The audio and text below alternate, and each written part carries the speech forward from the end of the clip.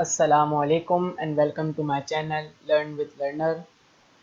लंबा tutorial series के एक और लेसन के साथ हाजिर हूँ। इस वीडियो में हम देखेंगे कि हम किस तरह अरेज को रीशेप कर सकते हैं।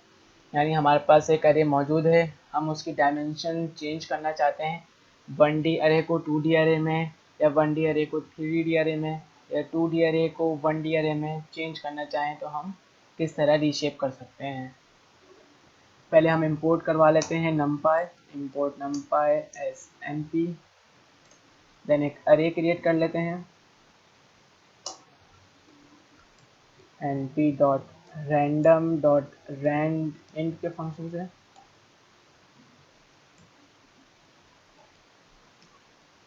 मुझे 20 एलिमेंट्स की एक अरे क्रिएट हो जाए मेरे पास, तो ये मेरे पास एक रैंडम अरे जो है वो क्रिएट हो चुकी है। ये मेरे पास 1D अरे है। इसका मैं डायमेंशन चेक करता हूँ x.ndim, तो ये 1 डायमेंशन है। इसकी साइज चेक करता हूँ तो ये मुझे बता रहा है कि 20 एलिमेंट्स हैं इसके अंदर। अब रीशेप करने से पहले एक चीज़ समझ लीजिए कि इस अरे के अंदर मेरे पास टोटल कितने एलिमेंट्स हैं, 20 एलिमेंट्स मौजूद हैं। रीशेप करने के बाद हम जब रीशेप करेंगे तो रीशेप करने के बाद भी 20 एलिमेंट्स ही होंगे। अब हम रीशेप का फंक्शन यूज़ करते हैं, एक वेरिएबल के अंदर स्टोर करवाऊंगा मैं np.reshape। अब ये मुझसे कितने पैरामीटर मांग रहे हैं, 3 पैरामीटर मांग रहे हैं। एक अरे जो मुझे रीशेप करनी है, उसका ऑर्डर, सॉरी उसकी शेप और उसका ऑर्डर। अब ये ऑर्डर क्या है, रीशेप के मेथड के अंदर हमारे पास दो ऑर्डर हैं, एक सी ऑर्डर और एक F order. C for contiguous order and Fortran order. C order में क्या होगा, जब आप किसी भी अरे को रीशेप करेंगे, यहाँ पे मेरे पास 1D अरे है, उसमें 9 एलिमेंट्स मौजूद हैं। अब मैं इसको रीशेप करता हूँ, ARR.reshape करके मैंने 3x3 ऑर्डर की एक 2D अरे क्रिएट करनी है, तो मैंने क्रिएट करी।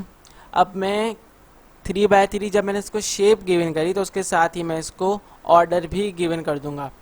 अगर मुझे सी ऑर्डर चाहिए तो मैं ऑर्डर की जगह यहाँ पे सी लिख दूंगा, और अगर मुझे एफ ऑर्डर चाहिए यानी फॉरट्रान ऑर्डर चाहिए तो मैं यहाँ पे एफ लिख दूंगा।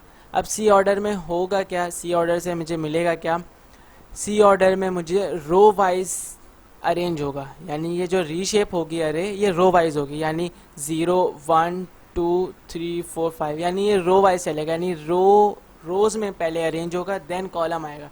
यानी पहले 0 आया, फिर इसी रो के अंदर 1 आया, फिर इसी रो के अंदर 2 आया, फिर ये कॉलम फिर नेक्स्ट रो में आया।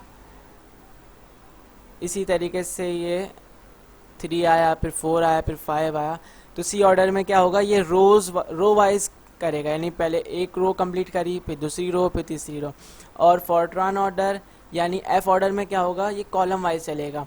यानी पहले एक कॉलम कंप्लीट हुआ 0 1 2, इस तरह ये एलिमेंट्स मौजूद हैं इसी के अंदर, फिर नेक्स्ट कॉलम में आएगा 3 4 5, फिर नेक्स्ट कॉलम 6 7 8। तो सी ऑर्डर में हमारा रो वाइज अरेंज हुआ है, यानी रीशेप जो हुआ वो रो वाइज हुआ, और एफ ऑर्डर में हमारे पास कॉलम वाइज यहाँ पे ये रीशेपिंग होगी। अब हम रीशेप करते हैं अपनी अरे को, एक वेरिएबल के अंदर स्टोर करवाऊंगा मैं np.reshape का फंक्शन है मेरे पास। अब ये मुझसे कितने पैरामीटर्स मांग रहा है, 3 पैरामीटर्स। वो अरे जिसको मुझे रीशेप करना है, उसका शेप बताना है मुझे, और उसका ऑर्डर। अब पहले मैं अरे का नेम बता देता हूँ, एक्स अरे है मेरे पास, देन उसका शेप बता देता हूँ मैं। मुझे 4,5 के 2 डायमेंशन अरे चाहिए रीशेप होने के बाद, देन उसका ऑर्डर। ऑर्डर क्या चाहिए मुझे, सी ऑर्डर में अपनी अरे को रीशेप करवाना है। अब अरे प्रिंट करवा लेते हैं, तो ये मेरी अरे जो है वो सी ऑर्डर में यानी रो वाइज ऑर्डर में अरे रीशेप हो चुकी है। 1D अरे जो है मेरी वो 2D अरे में कन्वर्ट हो चुकी है। यानी आपने एक तरह से रीशेप कर दिया है अपनी इस अरे को, जो आपकी 1 डायमेंशन अरे थी, इसको आपने क्या कर दिया है, 2 डायमेंशन अरे के अंदर रीशेप कर दिया है। अच्छा, अब ये जो शेप है ये आपने किस तरह डिफाइन करनी है, यानी आपकी किस तरह बताएंगे कि ये शेप ये होना चाहिए।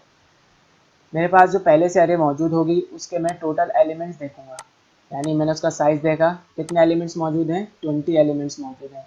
अब जब मैं रीशेप करूँगा तो उसकी जो मैं शेप डिफाइन करूँगा उसका जो प्रोडक्ट होगा, यानी 4 मल्टीप्लाई बाय 5, यानी जो इन दोनों का प्रोडक्ट होगा वो बराबर होना चाहिए टोटल नंबर ऑफ एलिमेंट्स के जिस अरे को मैं रीशेप कर रहा हूँ। यानी ये 20 एलिमेंट्स है, इस अरे के अंदर 20 एलिमेंट्स थे। अब जब मैं रीशेप करने जाऊंगा तो उसकी शेप के अंदर मैं वही नंबर्स दूंगा, वही शेप दूंगा जिसका प्रोडक्ट जो है वो 20 के बराबर होगा। यानी 4 मल्टीप्लाई बाय 5 20 होता है, तो मैंने ये शेप जो है वो डिफाइन कर दिया था। इसी तरीके से मैं एक और एग्जाम्पल देख लेते हैं हम लोग। एक और अरे क्रिएट कर लेता हूँ मैं np.a रेंज के फंक्शन से।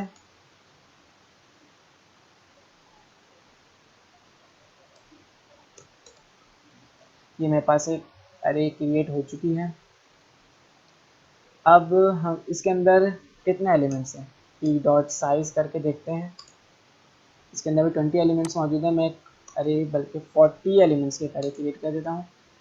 10 से लेके 39 नंबर्स की अरे है, जिसमें कितने एलिमेंट्स मौजूद हैं, 40 एलिमेंट्स मौजूद हैं। अब मैं इसको रीशेप करता हूँ। np डॉट रीशेप, देन मुझे अरे का नेम देना है p, देन उसके बाद शेप।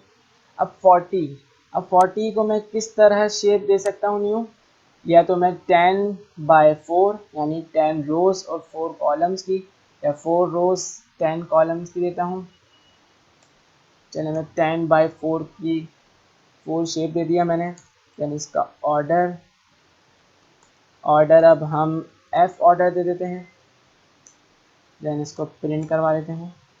ये अब f ऑर्डर के अंदर यानी कॉलम वाइज में देते हैं, 0 1 2 3 कॉलम वाइज चल रहा है। ये कॉलम वाइज के अंदर मेरी 10/4 की एक अरे जो है वो रीशेप हो चुकी है। यानी ये जो मेरी 1D अरे थी इसको मैंने रीशेप कर दिया 10/4 की न्यू अरे के अंदर, जिसका ऑर्डर, इसका अब हम साइज देख लेते हैं। साइज दोनों का वो सेम होगा, q डॉट साइज। इसी तरीके से q डॉट शेप भी चेक कर लेते हैं हम, 10,4। अब अरे रीशेप करने का हम एक और तरीके से भी कर सकते हैं। जिस मुझे इस p अरे को रीशेप करना है तो मैं इस तरह भी कर सकता हूँ p डॉट रीशेप और देन उसकी शेप डिफाइन कर देंगे। p के अंदर कितने एलिमेंट्स हैं, 40 एलिमेंट्स हैं, तो मैं इसको 4,10 यानी 4 रोज और 10 कॉलम्स हूँ, तो इस तरह भी मैं रीशेप कर सकता हूँ। इसको ऑर्डर देना है, यह भी डिफ़ॉल्ट में मेरे पास किस में रीशेप हुई है, रो वाइज में यानी सी ऑर्डर में। इसको मैं एफ ऑर्डर दे देता हूँ। एफ ऑर्डर गेन करूँगा तो इसको ये एफ ऑर्डर में मेरे पास रीशेप होके आ जाएगी।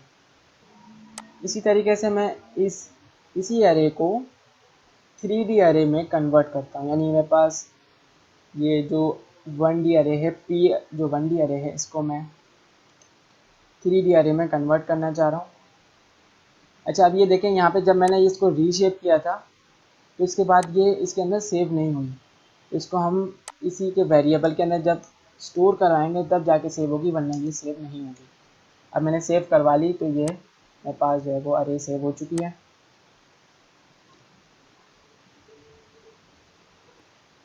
इसी तरीके से मैं एक और अरे क्रिएट कर लेता हूँ। रेंज में दे देता हूँ 50। मेरे पास 50 एलिमेंट्स के एक अरे क्रिएट हो चुकी है। अब इसको मैं रीशेप करना चाह रहा हूँ 3D अरे में। तो किस तरह करते हैं हम, np डॉट रीशेप। दो मेथड हैं, आप किसी भी तरीके से कर लें, लेकिन ये बेस्ट है।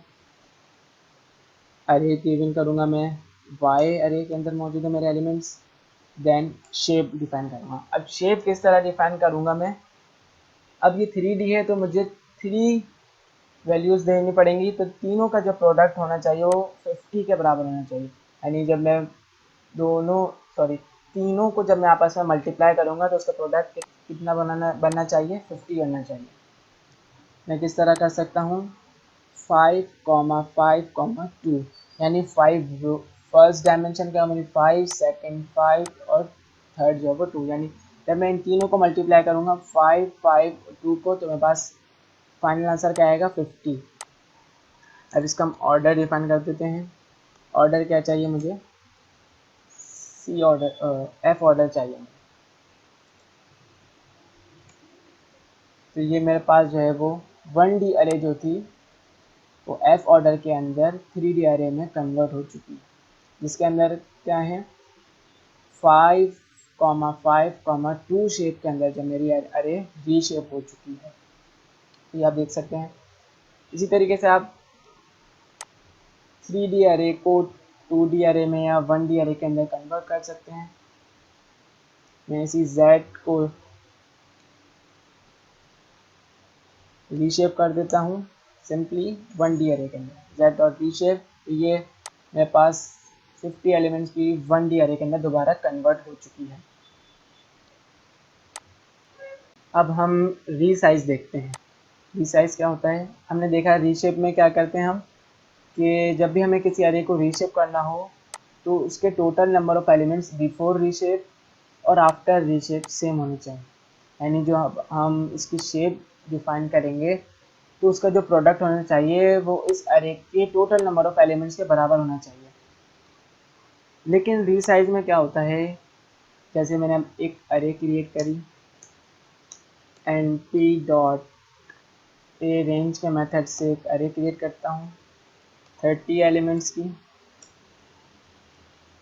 मेरे पास एक 1D अरे आ चुकी है।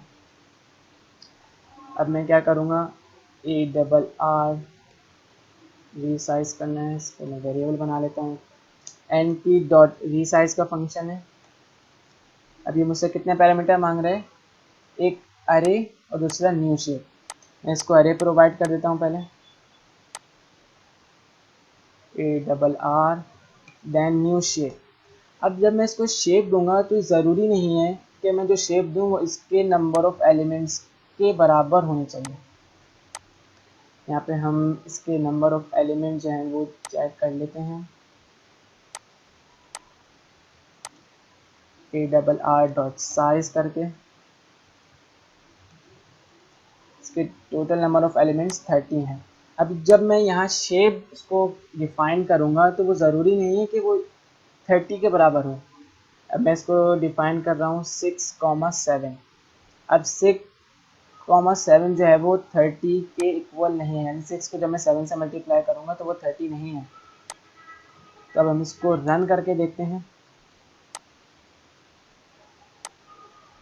अरे को मैं प्रिंट करवा देता हूँ यहाँ पे। तो इसने मुझे अरे क्रिएट करके दे दी। रीसाइज में क्या हुआ, इसने अरे तो मुझे क्रिएट कर दी, लेकिन जो एलिमेंट्स एक्स्ट्रा बच गए, यानी 6, 7 से क्या होता है 42, लेकिन मेरे पास जो प्रीवियस अरे थी वो 30 एलिमेंट्स की थी, और जो रिमेनिंग 30 के बाद जितने भी अरे हैं, अरे के एलिमेंट्स हैं, वो इसने रिपीट कर दिए। यानी यहाँ से इसने दोबारा जो है वो रिपीट करके यहाँ पे इसने मुझे प्रिंट करवा दी। यानी रीसाइज के अंदर जो है वो आपको शेप के अंदर प्रॉब्लम नहीं आएगी।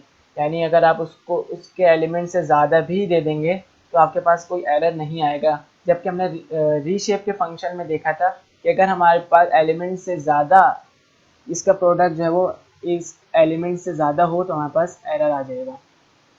इसी तरीके से हम 3,4 करके देखते हैं। तो इसने मुझे 3,4 की अरे क्रिएट करके दे दी, लेकिन कोई एरर जनरेट नहीं किया। तो रीसाइज के अंदर आपको ये एडवांटेज होगा कि आप किसी भी टाइप का, किसी भी शेप की अरे क्रिएट कर सकते हैं। उम्मीद है आपको अरे को रीसाइज और रीशेप करना आ गया होगा। Thanks for watching.